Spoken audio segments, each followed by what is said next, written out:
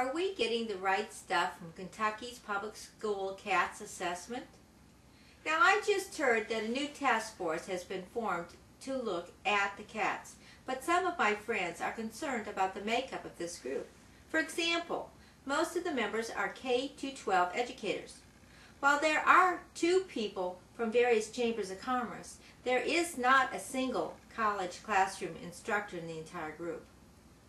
Do public school educators know enough about what kids really need next in life to dominate this task force? That's a really good question. Let's look at the results from a survey of high school and college instructors.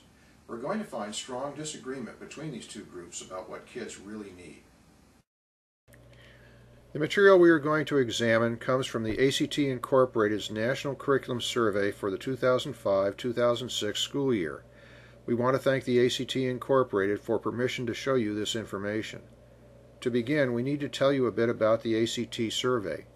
Better yet, we'll let the ACT itself do that. ACT conducts the only nationwide curriculum survey that empirically identifies current instructional practices and post-secondary expectations in order to develop tests that measure critical skills and knowledge.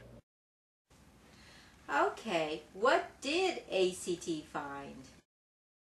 A major finding is that post-secondary instructors expect incoming freshmen to know something quite different from what high school teachers think is important. In general, college instructors want much more targeted and specific knowledge. There is also a sharp disagreement between college and high school instructors about the adequacy of state K-12 education standards. The college community does not think the current state standards lead to adequate student preparation. Here are some specific details on those differences in opinions. This graph, taken directly from the ACT National Curriculum Survey, examines the response to the question, how well do you think your state standards prepare students for college-level work in your content area? The listed percentages show only those who answered either well or very well. Notice the considerable disconnect between the rather high opinion of state standards held by high school teachers and the much less optimistic viewpoint of college professors. By the way, the sciences are an overall average which includes biology, chemistry, physics, and earth sciences. Here is another example of the disconnect between high school teachers and college instructors' opinions. This slide examines opinions on how college preparation today compares to that from half a decade or more ago. Note that while there is a fairly close agreement between high school teachers and college professors who think things have gotten worse, that there is a notable difference in the percentage of teachers versus professors who see things improving. About 1 in 3 teachers thinks things are improving, while little more than 1 in 10 college instructors agree. In this next slide, which is closely related to the previous one, we examine the impressions of teachers and college instructors about how preparation today compares to the past in specific subjects. This slide was compiled by the Bluegrass Institute from data in the ACT report. Once again, the sciences are an overall average including biology, chemistry, physics, and earth sciences. Note that while opinions on reading preparation are fairly close, the general impressions of high school teachers and college instructors about preparation in other areas diverge rather notably. Also note that in no case do scarcely more than 1/3 of the teachers believe that students are better prepared today than in former times. That isn't much of an endorsement for the recent education performance around the nation. For college professors, the number who see better preparation currently are much lower, generally only about 1 in 10 for the key subjects of math and the sciences. Has technology changed things? For example, doesn't the availability of computer word processors make grammar, spelling, and punctuation unnecessary? The ACT asked an almost identical question in its survey. Here is what the post-secondary English teachers had to say. Very simply, students still need to know the basics of writing. However, a lot of our K-12 teachers don't agree with this. The general statement from college English instructors is backed up by this slide, which shows a very strong difference of opinion about what is most important for student preparation for college writing. Notice that very few high school teachers think writing mechanics are important, while a notable proportion of college instructors not only think this is important, but also think it is the most important area of all. On the related subject of reading, while the ACT says there is a better agreement between high school teachers and college instructors on many issues, there still are differences on some topics, such as the clear difference on the importance of main ideas and the author's approach. One of the big dogfights in education concerns the math world. Here, profound disagreement reigns about the importance of the basics, like knowing multiplication tables, fractions, and percentages. The K-12 crowd wants to explore all sorts of esoteric math subjects, leaving insufficient time for kids to really master the basics, while college professors are begging for kids who know the basics well. The college crowd says the high school math curriculum is a mile wide and an inch deep. We need to emphasize that the college community's position on math is echoed in a very important new report from the National Mathematics Advisory Panel. This presidentially appointed study group examines scientific research before reaching its conclusions.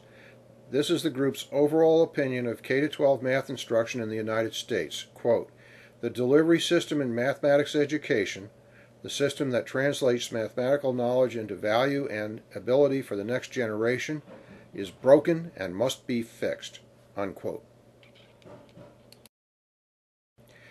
We should point out that the nationwide problems discussed in the ACT and National Math Panel reports are definitely present in Kentucky. For example, the impact of the disagreements about math and other subject instruction are very apparent in college freshman remediation rates. This slide, assembled by the Bluegrass Institute, compares the national average percentages of entering college freshmen who need remedial coursework in 2000 to Kentucky's college remediation rates for the closest available year. Notice that the remedial needs problem is much more severe here than across the rest of the nation. This indicates the disconnects between the concepts of Kentucky school teachers and Kentucky's post-secondary educators are probably even more significant than the ACT Incorporated identified across the nation as a whole.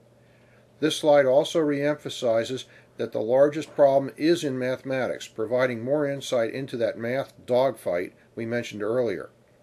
While not discussed in this program, the Bluegrass Institute also continues to hear from businessmen that too many recent high school graduates lack the math skills needed in the world of work as well. Thus, while our K-12 math teachers may think they know what is needed, the facts indicate they actually know not.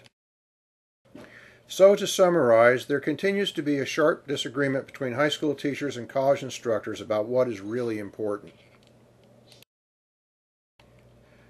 Some of the sharpest disagreements are in the math area, where college instructors believe students get a mile wide and an inch deep preparation in the K-12 system.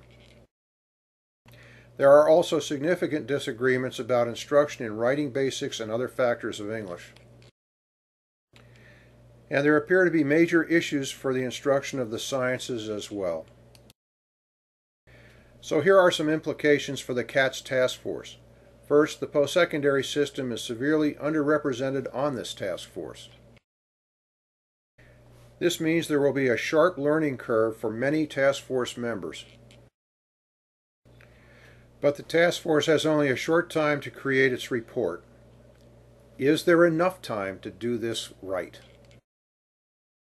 In closing, if you want to learn more, the ACT National Curriculum Survey is online at the address posted here. The ACT website also has other interesting information available, such as the information on the Explore, Plan, and ACT College entrance tests that Kentucky now gives to all students in 8th, 10th, and 11th grades, respectively. The CATS task force needs to review the ACT material carefully.